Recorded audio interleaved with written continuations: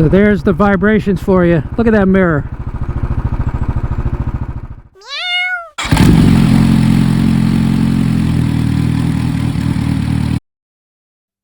Look at this bike. It's straight out of the 1950s. It's a minor street bike though, with a Kickstarter. Looks like a Volkswagen Beetle on two wheels. I'll say this, you're not going to find anything with more character. Hey guys, welcome to my new channel, Cycling with Gasoline. I basically like anything on two wheels with a gas engine. Although I will be reviewing a Slingshot soon and even a Can-Am. Not really my thing, but who knows? Maybe I'll like them after I ride them. For the most part, you'll just see motorcycles here. Anything from Kawasaki's H2 to vintage Nortons and Triumphs to dual sports and cruisers and sport bikes.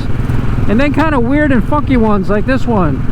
My 2018 Royal Enfield Classic 500.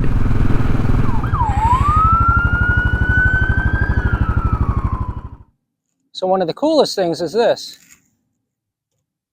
A Kickstarter on a modern street bike. The only recent bike from a major manufacturer that had a Kickstarter was Yamaha's SR400. That one was discontinued in 2017, although that was a kickstart only. At least this one has an electric start. So I don't always use a Kickstarter, but it is cool to have. And if your battery dies, you can start the bike with it. So a quick overview of the specs. You got a 499cc single, about 27 horsepower and 30 foot-pounds of torque. So it's not going anywhere fast, but it does get up and go. Seat height's about 31 inches. It's got a 5-speed transmission. It's very approachable, very easy for beginners. Great bike in the city. If you're doing a lot of highway riding though, probably not the bike for you.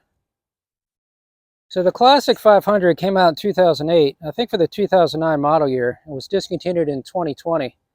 I remember a few years ago, you can walk into a dealer that carried Royal Enfield and they were easy to find. Some dealers couldn't give these things away. After they were discontinued, they just kind of became this instant classic collectible, and they're almost impossible to find now. I'm in Southern California, and when I started looking for one, I didn't think it was going to be really hard. I found two in the entire state. One was trashed. The other one was really nice, but the guy wanted like $3,000 more than it sold for when it was new. And you know, look, all the power to him. I hope he gets it, but that wasn't happening. So I ended up finding this one in Missouri. So I'm 1,700 miles away. So if you're looking to get one of these, just be prepared to look throughout your state or even throughout the country. I mean, they're just that hard to find now. And I got kind of lucky. There's a shipper I work with. He had a driver come out of Chicago that was stopping in St. Louis, which is kind of right by Missouri. So he swung by, picked this up, had it within a few days. Now I was able to FaceTime with the dealer, so I kind of knew what I was getting. It was in good shape overall. It was dirty, but it cleaned up well. And it started and it ran, but you can tell there were some issues. And there was this cheap aftermarket engine guard on there with a bolt that was about 1 inch too long that was all rusted out. That bolt also holds the engine to the front of the frame, so kind of important. Then the muffler was kind of rusted also, and all the screws on the heat shield were rusted. I wasn't sure what was going on. I found out once I got it, but I was planning on just replacing the muffler anyways, so it wasn't a big deal. So when I got this off the truck, I took it for a test ride, and once I got to about 15 miles an hour, it started to hesitate. Then when I got to about 20 miles an hour, it would just try to stall every time I gave it gas. So something was clearly wrong, but I had a good idea what it was. So the bike has a sight glass to check the oil, like a lot of bikes. But it also has a quirk. They don't all have it, but this one definitely does, where if you have it on the kickstand overnight, and you can bring it back upright to check the oil, it's still going to look empty. The oil just somehow kind of pools in the engine. And what you have to do is you have to start the bike for about 20 seconds while it's upright. Then you'll get a proper reading. But a lot of people, they'll see it, they'll panic, and they'll start putting oil in it to bring it back up between the lines. And you do that a couple times, and you have way too much oil in the bike. What happens is it then starts to blow into the air box, which is exactly what happened before I got mine. So when I went to check the air box, I opened it up, and about a full cup of oil just spilled out all over the floor. And the air filter itself is just saturated like a sponge. And that's why the bike wasn't really running, because it couldn't breathe. So I cleaned out the air box and put a new air filter in. And usually when you have this problem, you're going to have some oil that blows back in the engine. So I checked the spark plug and it was completely fouled. It was so bad, I don't even know how it fired. I've never seen a plug this bad. Then I changed the oil, which I was going to do anyway. And that's when I found the final problem with this bike. So unlike most bikes that have an external screw-on oil filter, this one actually has a filter element that lives behind this door. And there's a spring behind it that pushes it up against the back of the reservoir, and that's how it filters the oil. The one in here was like 3/4 of an inch too short. It was just kind of floating around in there and doing nothing. So I put the proper oil filter in there, filled it back up with oil, and when I started the bike, it ran like it was brand new. So the problems were finally solved. So I guess the moral of the story is, if you do find one of these, it could have some small issues, just like this one. They just have some weird maintenance needs, and a lot of people just don't know how to maintain them right. And parts can be hard to find. Even dealers have trouble with these bikes. But if you find a good one, I say go for it. It's usually an easy fix, and they're fun bikes. Anyway, let's get this thing back on the road, see what it's like to ride.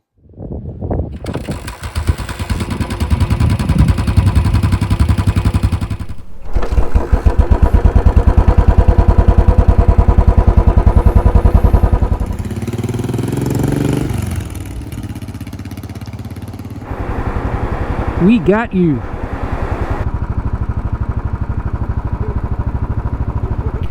It's weird, the back brake works better than the front.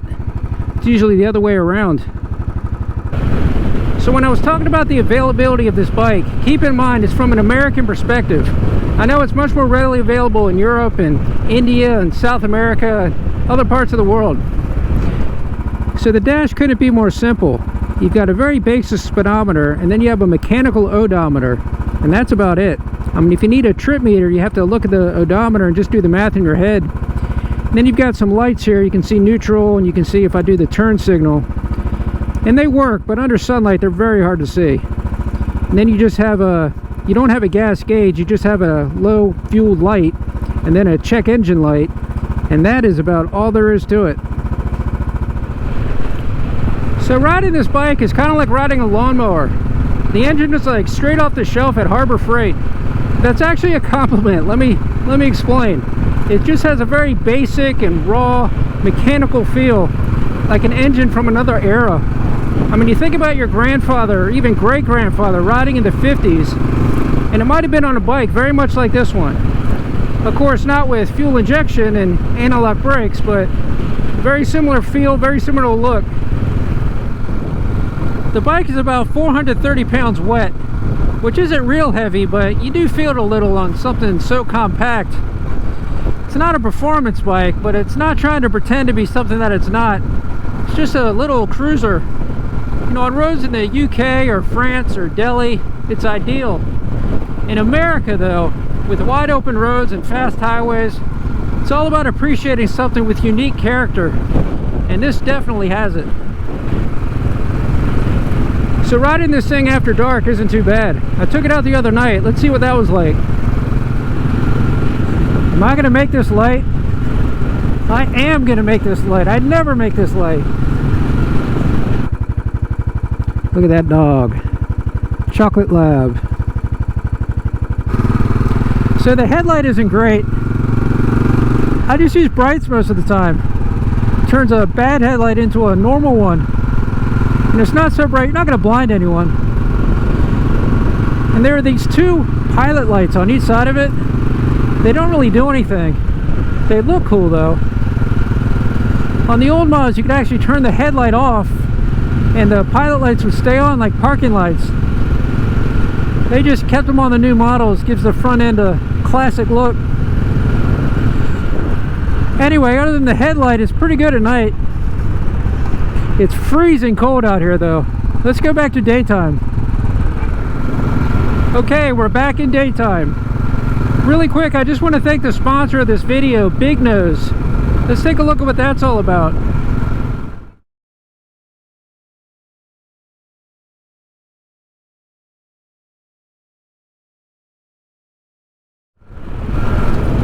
So who is this bike for?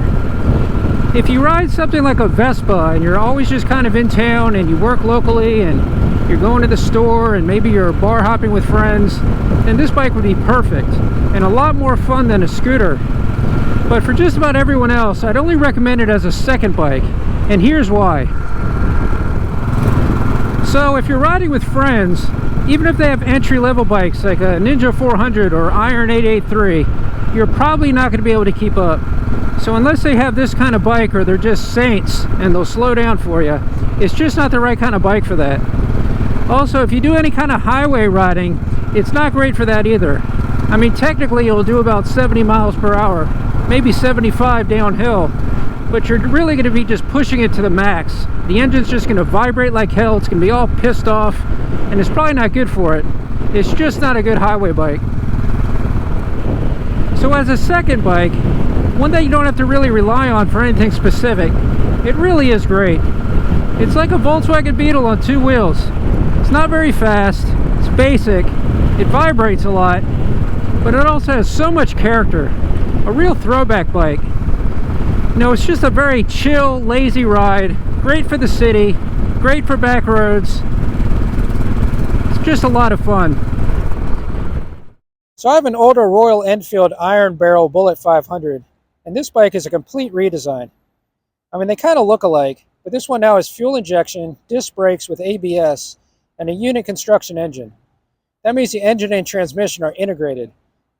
So the oil lubricates everything in this one, where on the older Iron Barrels, it has a separate transmission with its own oil or grease, depending on the model. I think the 4-speeds had grease.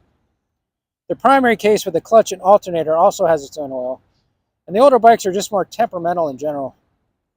I'm also about to completely restore my Bullet 500, so definitely stay tuned for that. I'll go step by step with a total engine teardown and cosmetic restoration. And when I'm done, we'll see how this classic 500 and the older Bullet compare.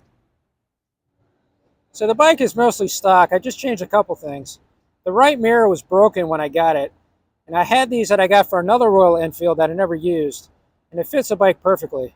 They're a little bit shorter than stock and better quality.